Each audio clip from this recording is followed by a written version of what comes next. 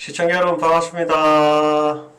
자, 오늘은 저희가 알고 있으면 피가 되고 살이 되는 또 돈이 되는 임야 직불금 제도에 대해서 알아보겠습니다.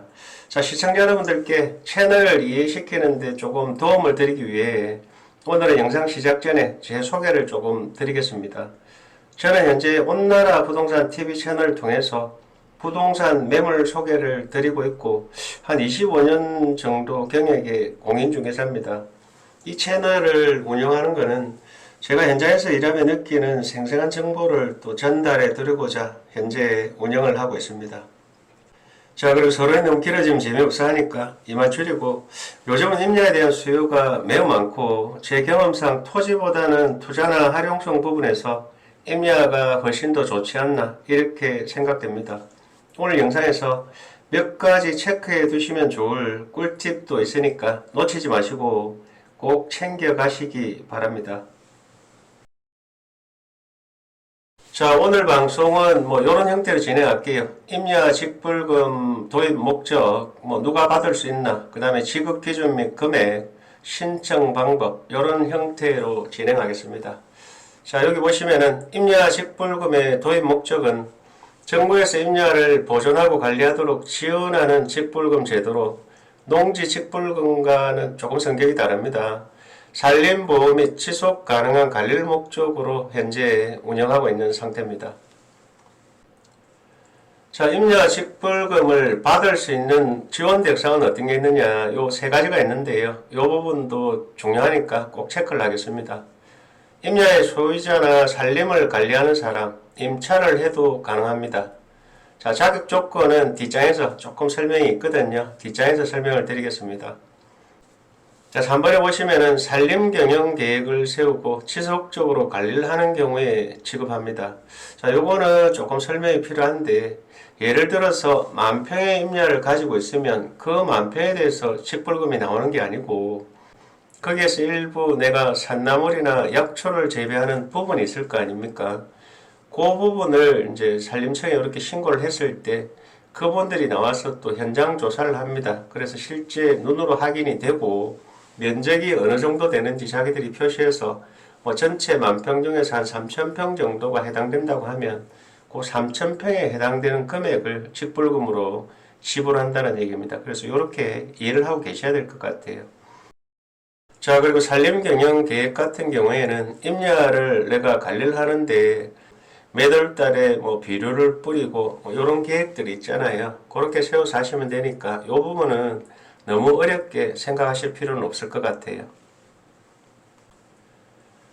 자, 임야 직불금의 자격 조건을 한번 말씀드릴게요. 1번에 보시면은 2019년 4월 1일부터 2022년 9월 30일 사이에 임야 농업경영체 등록을 완료한 임야에 대해서만 직불금을 지불한다는 내용입니다.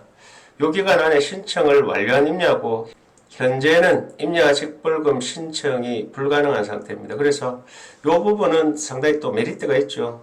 기왕 임야를 살 것 같으면은 경영체에 등록이 된 임야를 사는 게 훨씬 좋습니다. 거기서는 직불금이 나오고 이렇잖아요.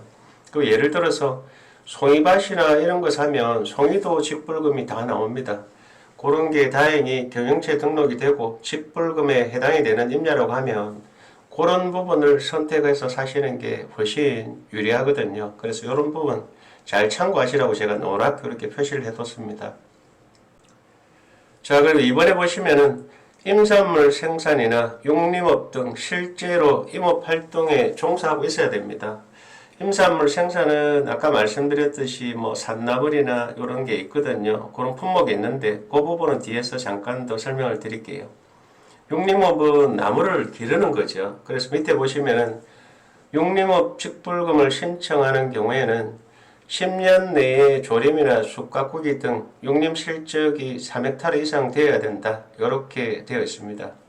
자, 그리고 4번에 보시면은 연간 120만원 이상의 임산물 판매 실적이 있어야 됩니다. 자, 이런 거는 계약서나 입금, 내역, 거래 내역, 직거래 시에는 이를 증명할 수 있는 어떤 객관적인 자료가 필요합니다. 자, 그리고 본인이나 가족 간 거래는 인정이 되지 않고 있습니다. 마지막으로 영림일지를 작성하여 60일 이상 임업에 종사했음을 증명하면 됩니다. 이런 부분도 어렵게 생각하시지 말고 오늘은 산나물을 뿌려놓은 그 지역에 가서 풀을 뽑았다, 아니면 옆에 제초 작업을 했다, 뭐 이런 식으로 일기를 쓰듯이 간단하게 이렇게 기록을 하면 됩니다. 그런 기록이 남아야 나중에 이 사람들이 이제 판단을 해서 직불금을 지불하고 안 하고 이렇게 결정을 하거든요. 그래서 그런 근거를 꼭 남겨야 된다. 이렇게 됩니다.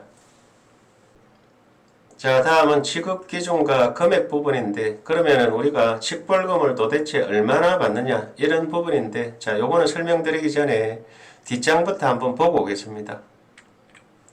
자, 여기 보시면은 임업직불금은 크게 두 가지로 나눠져 있어요.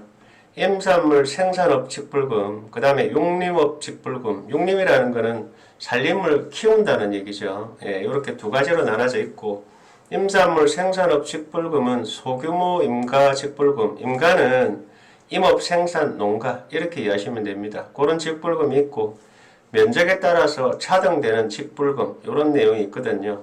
자, 이렇게 확인하시고, 여기 보시면은 임산물 생산업 직불금은 산지에서 대추나 밤, 사약초, 약초 같은 거, 더덕, 도라지, 그 다음에 산나물 이런 거 다 되거든요. 다 되는데, 여기 보시면은 임업 및 산업진흥촉진법에 관한 법률 시행규칙이 있습니다. 여기 보면 해당되는 임산물이 다 되어 있어요. 그래서 그런 부분 참고해서 이렇게 하시면 될 것 같아요. 자, 1번에 보시면은 임산물 생산 직불금이 있는데, 요거는 아까 말씀드렸듯이 소규모 인가 직불금과 면적 직불금 이렇게 되어 있고, 2번은 육림업 직불금이 있습니다. 요 금액이 서로 다릅니다. 그래서 요 부분은 참고로 보시면 되는데, 자, 소규모 인가 직불금은 이 면적이 0.1헥타 같으면은 302평 정도 되죠. 302평 정도 되고, 0.5헥타 같은 경우에는 1,500평 조금 더 되는 상황입니다. 그러니까 300평 이상 되고 1,500평 이하인 경우에는 130만 원이 지급되고 있습니다. 자, 그리고 밑에 보시면은 면적 직불금이 있는데, 요거는 품목에 따라서 조금 다르고 면적에 따라서도 다릅니다. 자, 요 위쪽에 보시면은 0.1헥타 이상에서 2헥타 이하, 2헥타 같으면은 한 6,050평이 되는 거죠. 실제 내가 임산물을 생산하는 면적 기준입니다. 전체 임야 면적 기준이 아니고 임산물을 생산하는 면적 기준이거든요. 그래서 94만원. 아까도 말씀드렸지만 송이산지 같은 경우에는 상당히 유리하죠. 송이산지인데 이분이 직불금도 받고 있다. 이러면은 계약을 하거나 매매를 할 때 이런 부분은 상당히 메리트가 있다 생각하고 이렇게 좀 보시는 게 좋을 것 같아요. 자, 요 금액하고 이런 부분은 참고로 보시면 되고요. 자, 이번에 보시면은 육림업 직불금, 요거는 나무를 키우는 거라 했죠. 요거는 면적에 따라서 조금 다릅니다. 여기가 조금 이제 이게 단가가 낮은 것 같아요. 그리고 여기서 또 중요한 거 하나는 육림업 직불금도 받을 수 있고 임산물 생산 직불금도 받을 수 있습니다. 그래서 임산물 생산하는데 면적이 있으면 그 부분만큼 받고, 또 내가 육림업을 하고 있다고 하면 그 부분은 따로 지불이 되는 플러스가 된다는 거죠. 그래서 이렇게 기억하시면 될 것 같아요. 자, 밑에 보시면은 예를 들어 뒀습니다. 여기 일반 품목 같은 경우에 위에 요걸 말씀드리는 거죠. 3헥타 경영하는 경우에는 첫 2헥타에서 94만원, 나머지 1헥타는 82만원, 이렇게 해서 총 270만원을 수령하게 됩니다. 자, 요 부분은 요 금액이 면적 따라 다르고 다 다르기 때문에 참고해서 이렇게 캡처해서 한번 확인해 보시면 될 것 같아요. 자, 마지막으로 임야 직불금 신청 방법을 알아보겠습니다.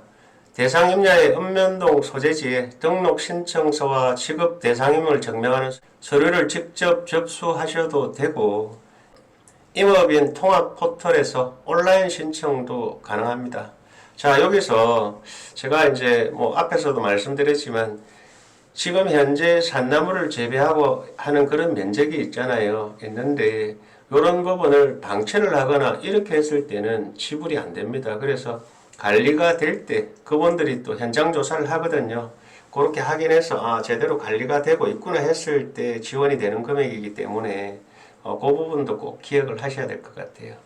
이런 거 자세한 사항은 산림청이나 지자체 홈페이지를 참고하시면 됩니다. 자, 오늘 영상에서 말씀드린 내용들 잘 참고하셔서 임야 매매를 할 때 꼭 고려해서 보시고 앞으로 직불금 혜택을 받을 수 있는 임야가 훨씬 각광을 받지 않을까 저는 그렇게 생각하고 있습니다. 자, 이렇게 오늘 방송은 모두 마치도록 하겠습니다. 시청해 주셔서 감사드리며 다음에 더 유익한 영상으로 찾아뵙겠습니다.